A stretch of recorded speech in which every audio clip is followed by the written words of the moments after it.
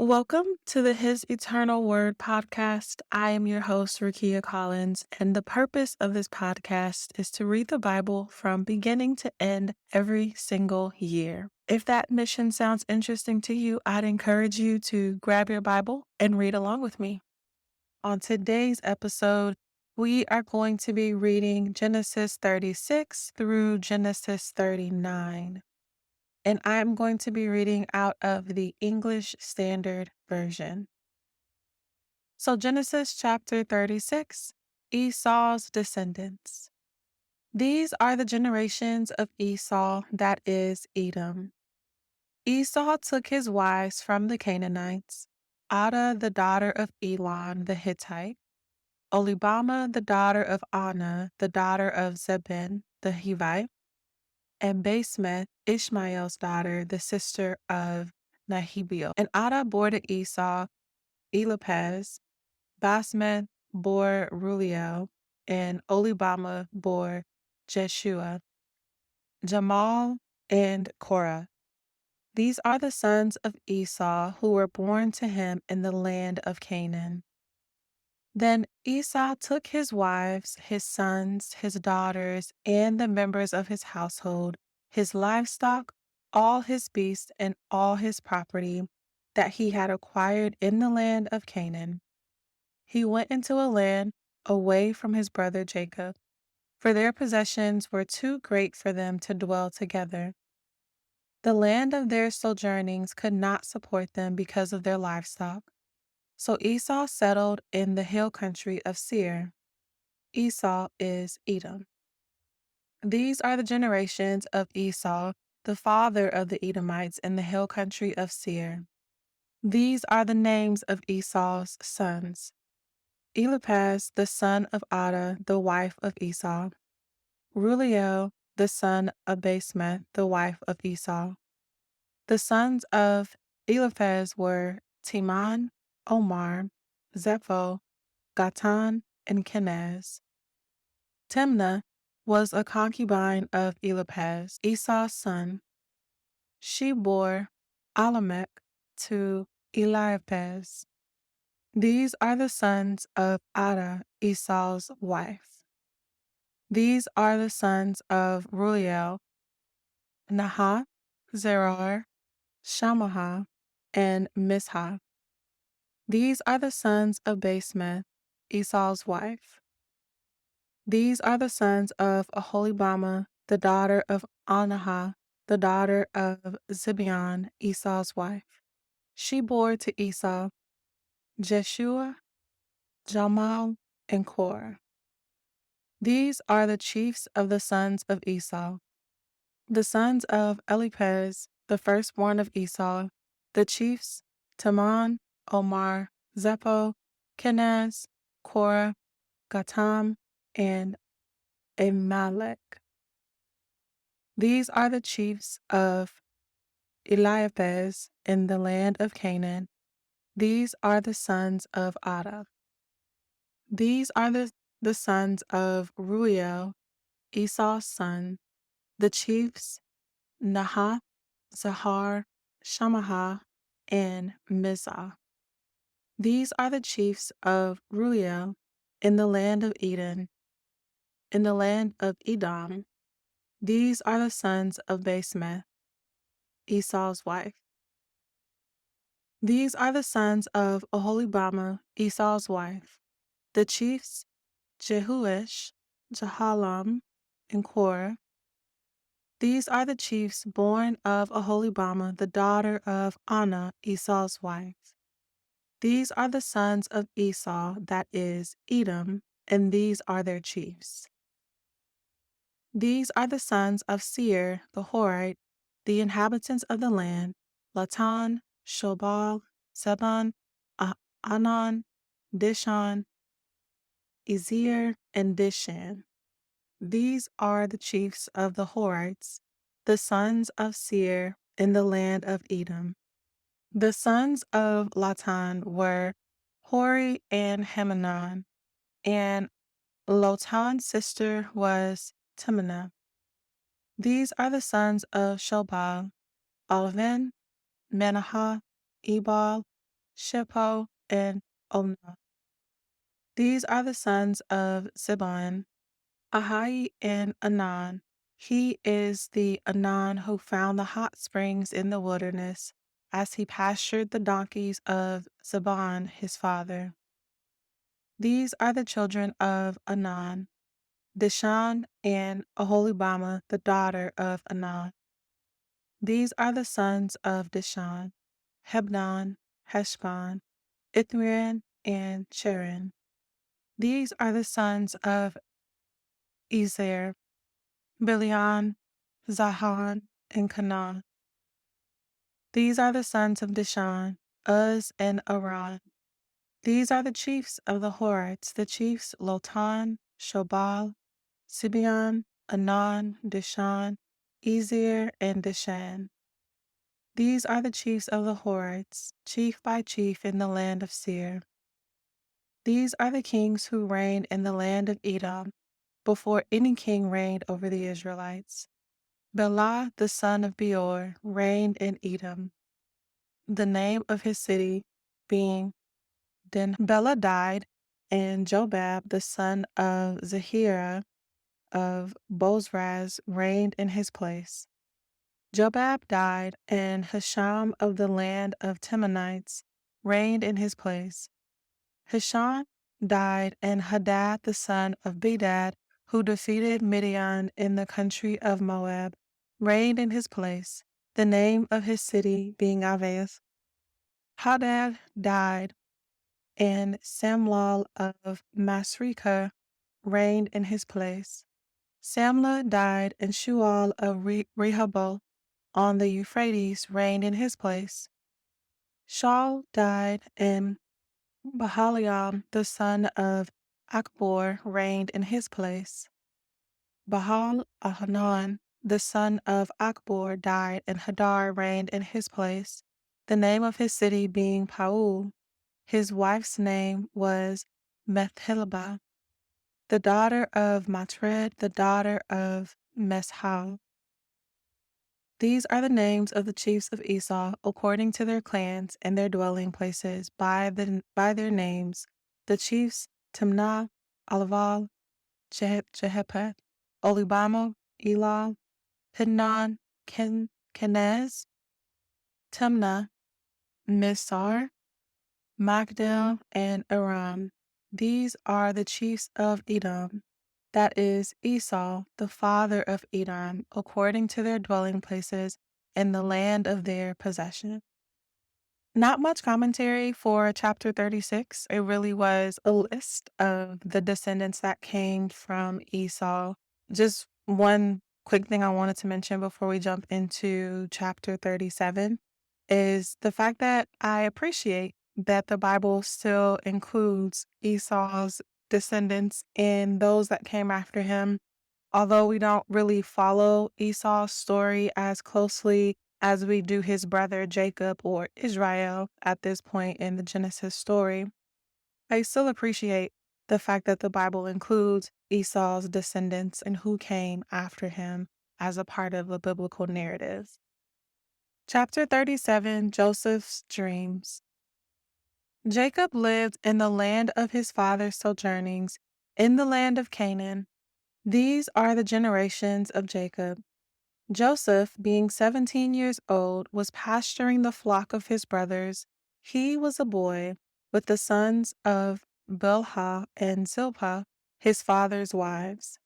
And Joseph brought a bad report of them to their father. Now Israel loved Joseph more than any other of his sons because he was the son of his old age, and he made him a robe of many colors. But when his brothers saw that their father loved him more than all his brothers, they hated him and could not speak peacefully to him. Now Joseph had a dream, and when he told it to his brothers, they hated him even more. He said to them, "Hear this dream that I have dreamed. Behold, we were binding sheaves in the field, and behold, my sheaf arose and stood upright. And behold, your sheaves gathered around it and bowed down to my sheaf."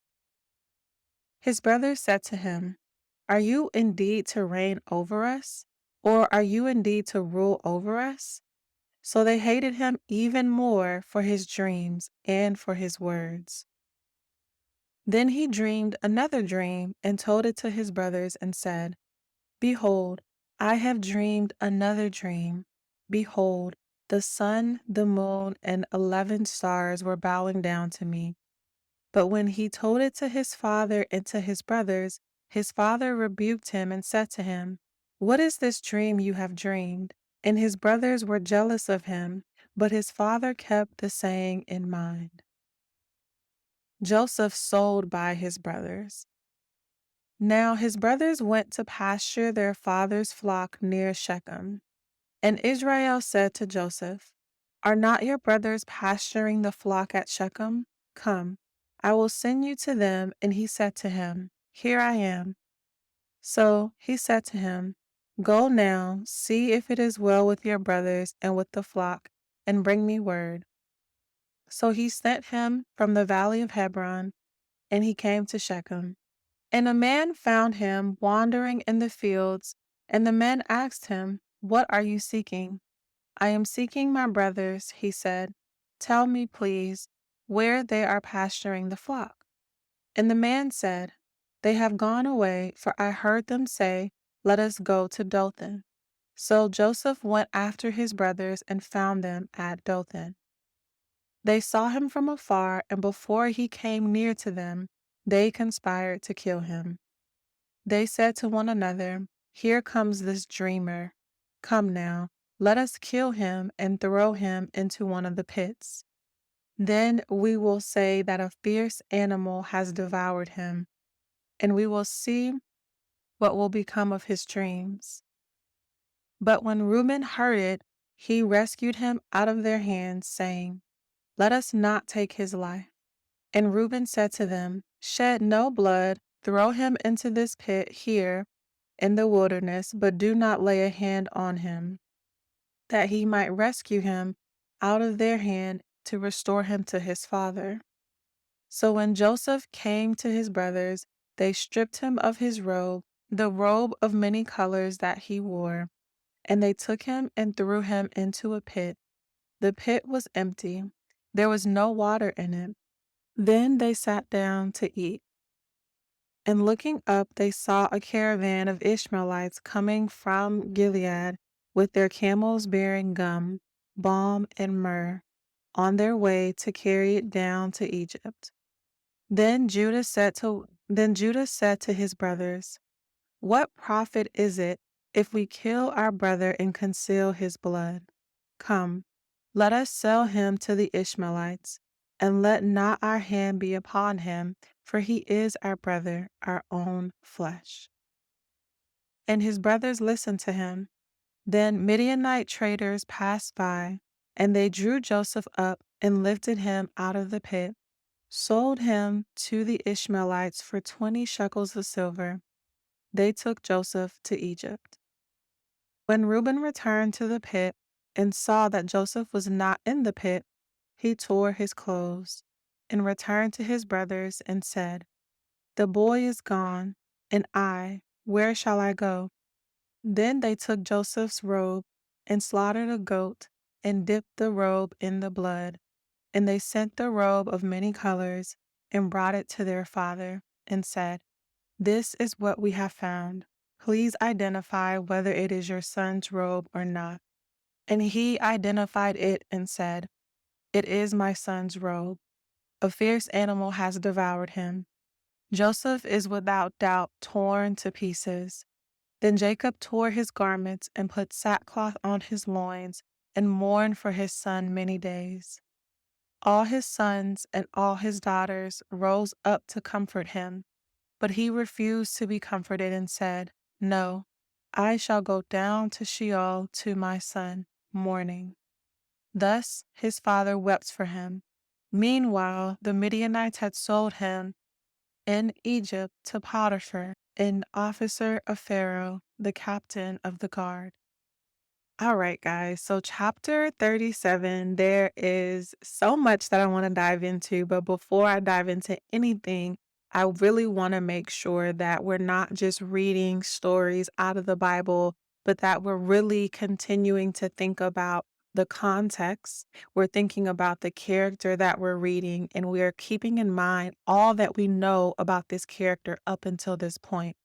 And so, chapter 37, the main character here is Joseph. But who is Joseph in the context of what we've read up until this point? And so, going back just a couple of generations, we had Isaac and we had Rebekah. And so, Isaac, the son of Abraham, and then Isaac marries Rebekah.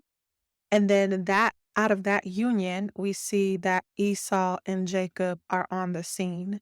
And if we remember just some facts about Jacob, according to the Bible, Jacob was a trickster. He seemed to have gotten his trickster ways from his mother, Rebekah, because she was more than willing to help him trick his father, Isaac, into getting the birthright. And as we remember, that was the thing that put Jacob's brother Esau over the edge.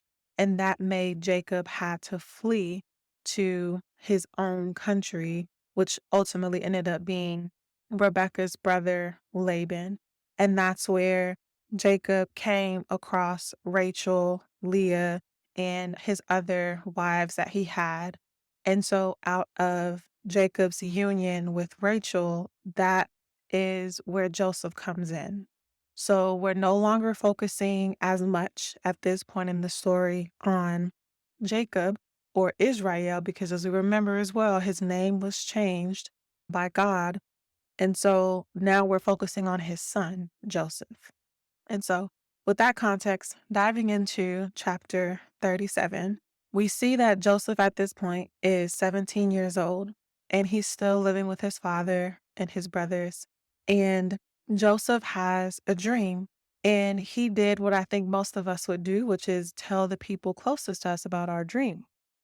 Because of that, we see that it says in verse 5, now Joseph had a dream, and when he told it to his brothers, they hated him even more. That is a very poignant point because who are you telling your dreams to? And don't always think that your dreams are safe just because you're telling them to someone that's close to you.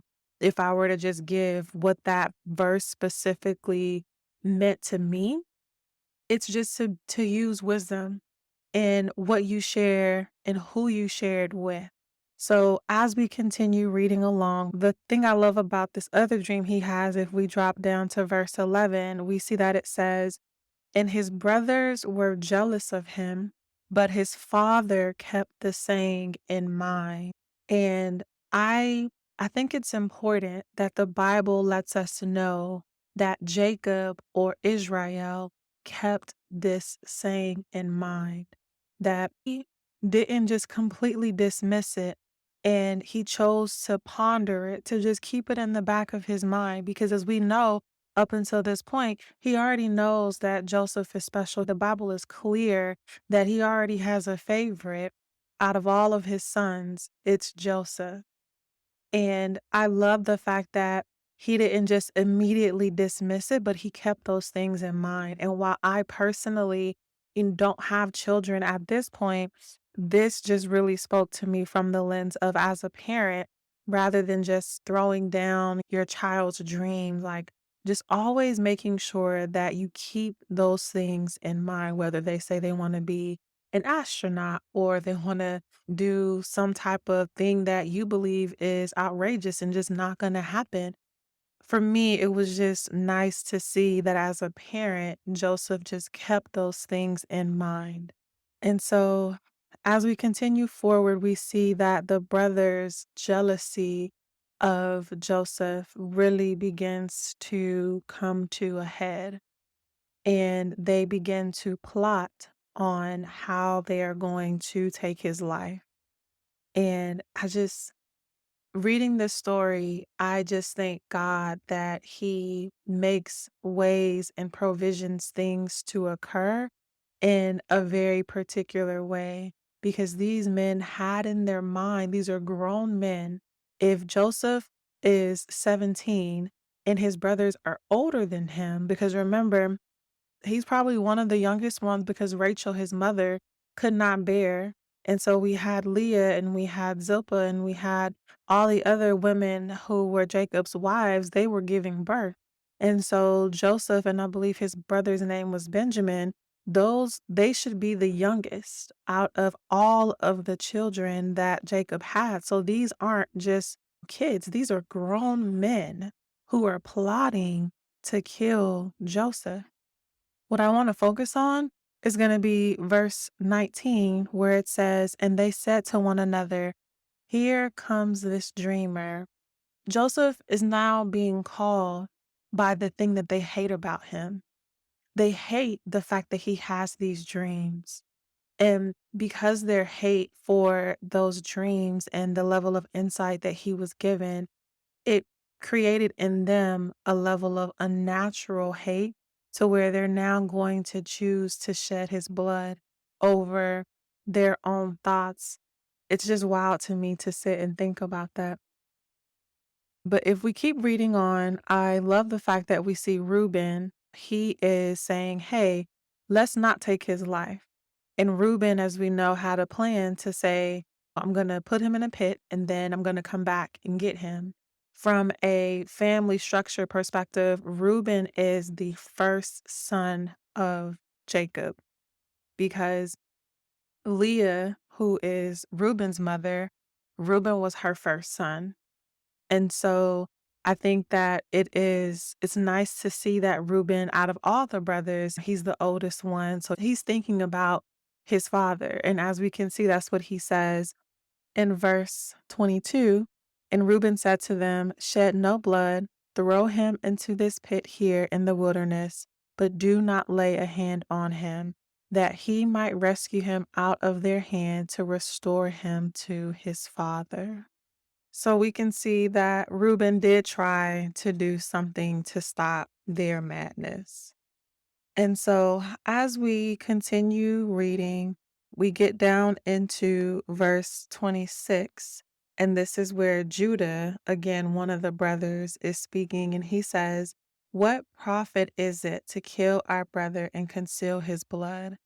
Come, let us sell him to the Ishmaelites, and let not our hand be upon him, for he is our brother, our own flesh." It's interesting to me that he says, "What profit is it that we kill our brother and conceal his blood?" We're not going to kill him. We're just going to sell him to make money because it doesn't profit us to kill him. What do we get out of killing him and trying to conceal his blood?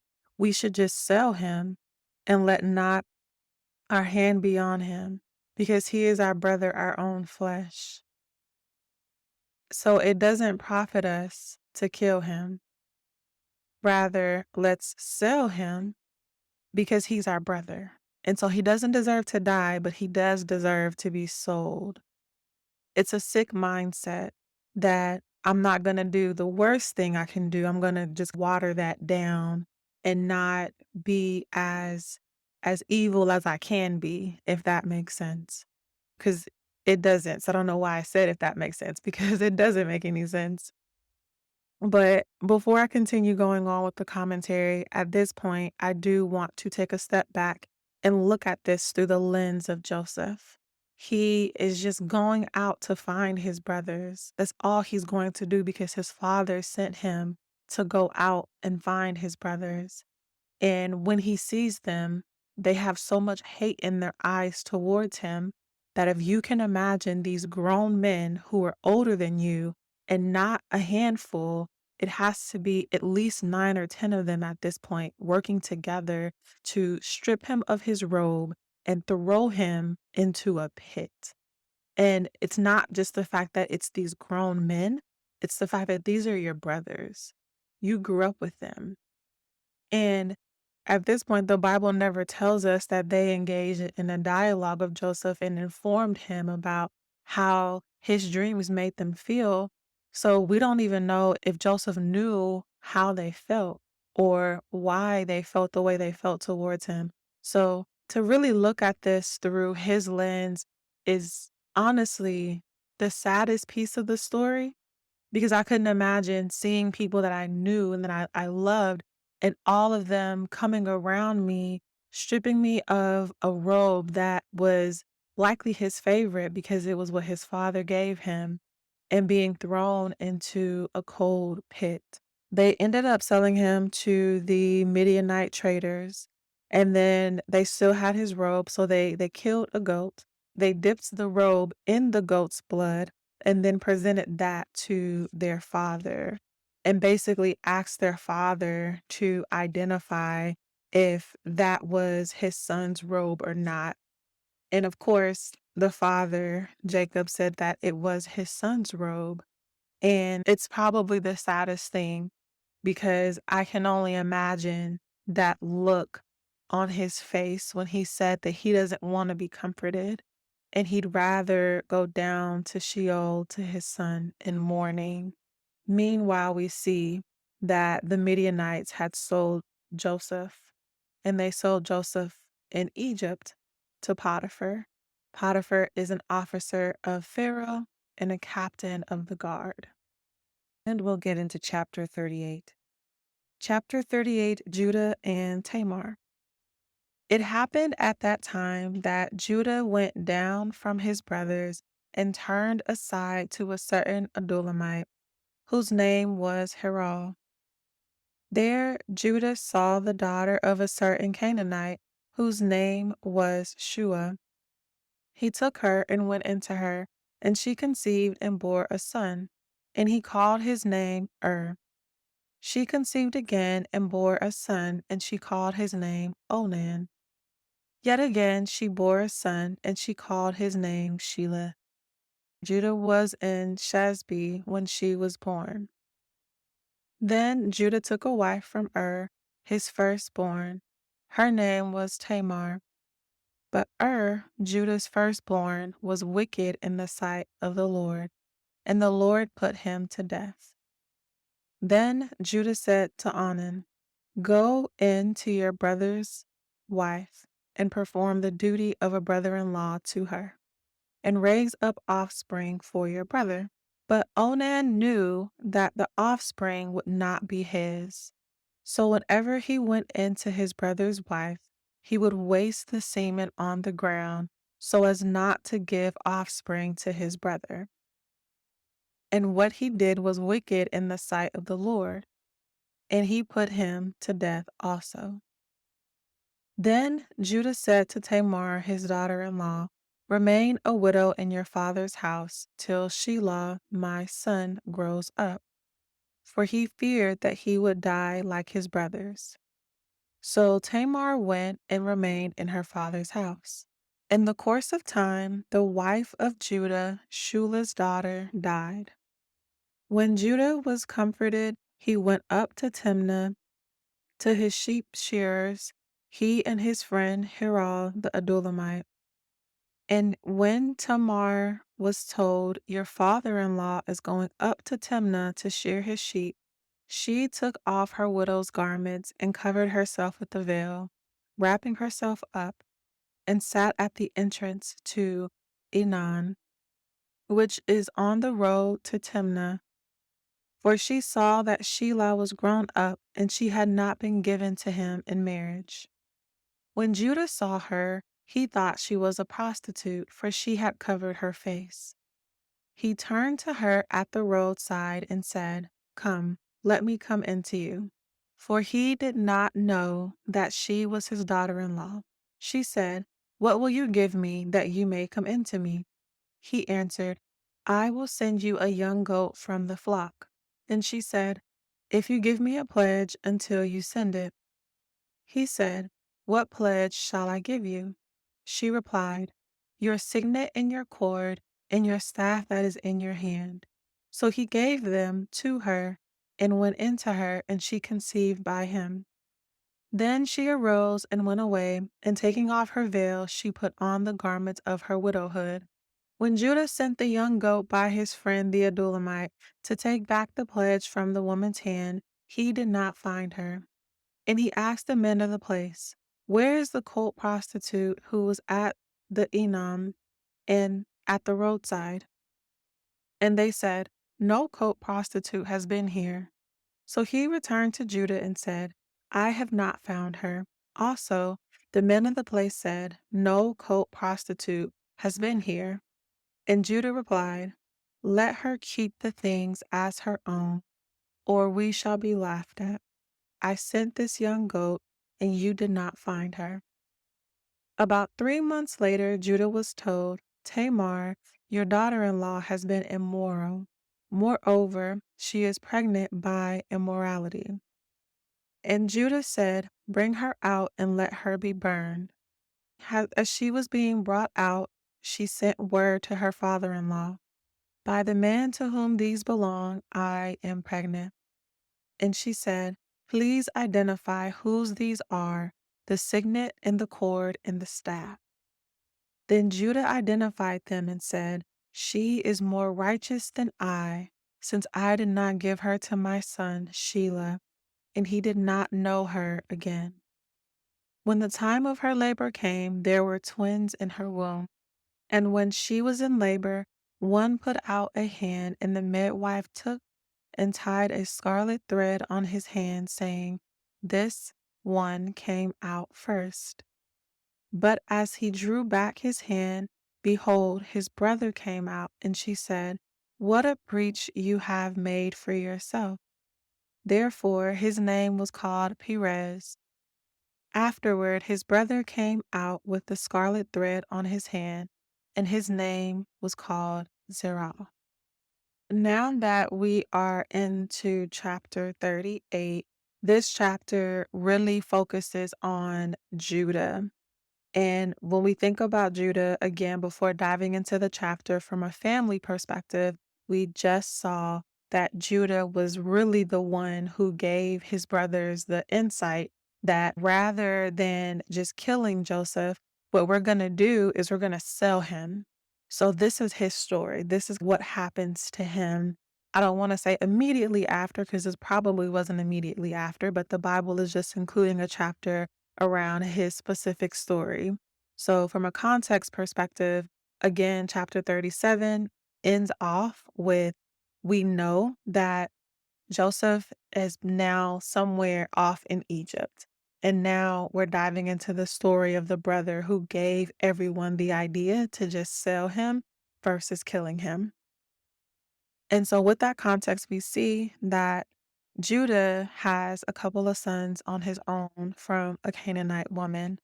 And the sons that he has, the first one named God just kills because he was wicked in God's sight.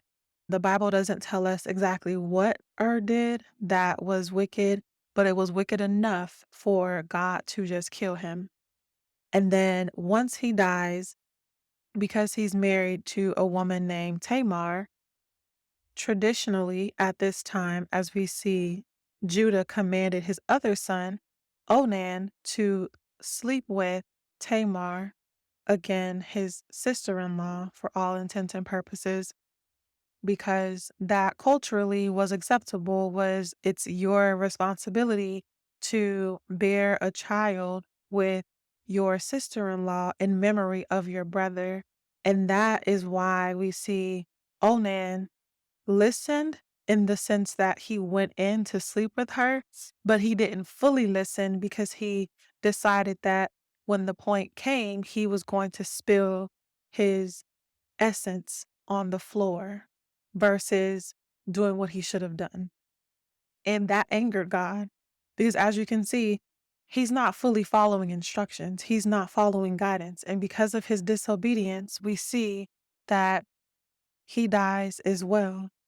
This was something that he didn't want to do. He didn't want to have offspring in his brother's name because those children, while biologically they would have been his, culturally they would have been seen as, you are doing the honorable thing and you're having children basically for your brother because he's died and he's not there.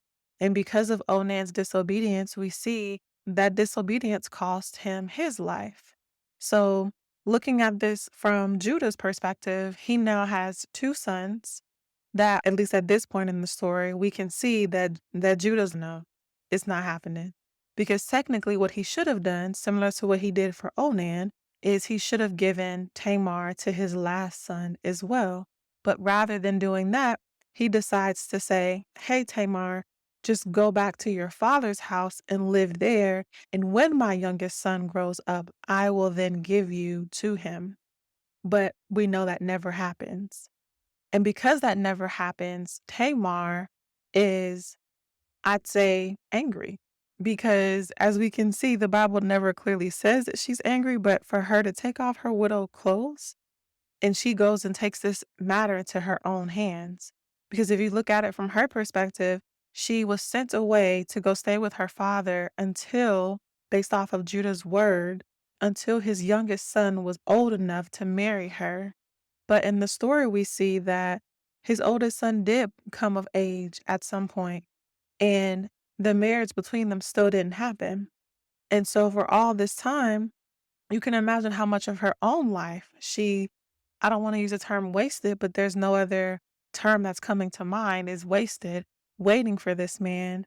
And it never happened. And so she's taking matters into her own hands. And so what she does is she dresses up like a prostitute and she sits at the gate of a town. And Judah walks by and he sees her and he wants to have relations with her.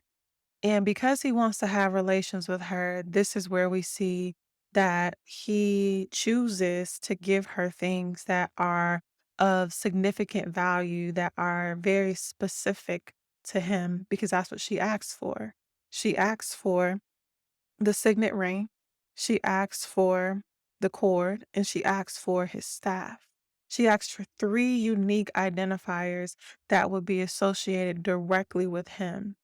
If this is, again, so this is my personal belief. The Bible doesn't say this, but I believe even if Judah had the young goat with him, I don't think she would have taken it. I think she wanted something that was very specific to him, to where once she knew that she was pregnant, and if anything were to happen later on down the line, as we know that it's going to in just a few verses, she would have things to be able to easily identify him by. At this point in time, I doubt that there's a tracker to know that Judah gave her this specific goat. That could have been anybody's goat. But this signet ring, this cord, and this staff, these specifically belong to Judah. And Judah, being in whatever state, whatever mindset he was in, to where he just really wanted to have relations with this young lady, he went in, had a relations with her, had no problem giving her those items to hold, because he thought in his mind he was going to just get them back. Once she got the goat, he was going to get his stuff back. But as we see in verse 20 all the way down throughout the remainder of the chapter, we see that Judah went by his friend, the Edomite, and just asked his friend, like, "Hey, here's the goat. Can you go back to that town and just get my stuff for me? Can you get my stuff, please?" And then give her the goat in exchange for getting my stuff. But she wasn't there, of course. And that Judah knew he did something wrong, because he said in verse 23, "Let her keep the things as her own, or we shall be laughed at. I sent this young goat and you did not find her."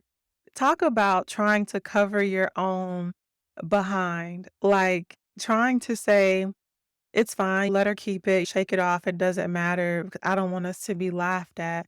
And you look, bro, you know that I sent her this goat and you didn't find her. Like, to modernize the text, that's how I see him talking to the Adulamite, trying to frame the situation. Listen, I did my part. I did exactly what I was supposed to do, but she just wasn't there.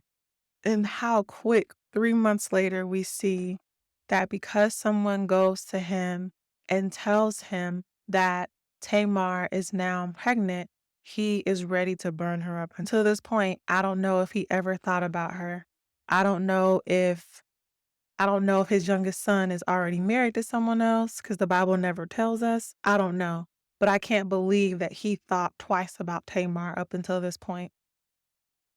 But we see that as Tamar is being brought out to be burnt because of what they say she's done, she says, "Hey, the guy whose child it is, this is his stuff. This is his signet ring, this is his staff, and this is his cord.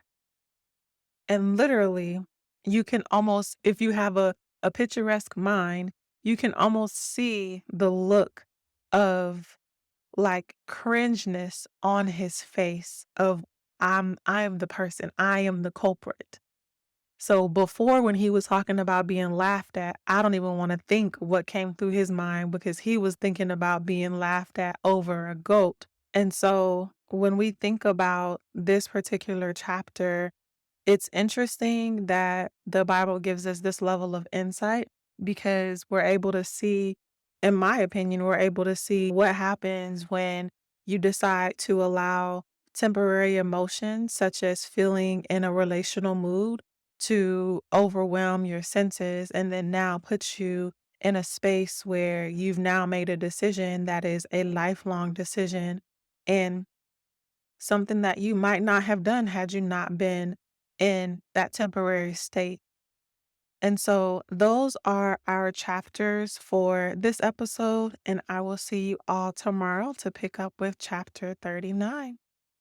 Thank you so much for listening to today's episode. I hope that you found some value out of this content. If you did, please leave me a rating or review wherever you are listening. This would mean the world to me. I'd also love to hear from you on social media. Please feel free to reach out on Twitter at His Eternal Word, the number 1. And also, please feel free to reach out to me on Instagram as well at His Eternal Word. Visit our website at www.hiseternalword.com, and I hope you stay tuned for the next episode.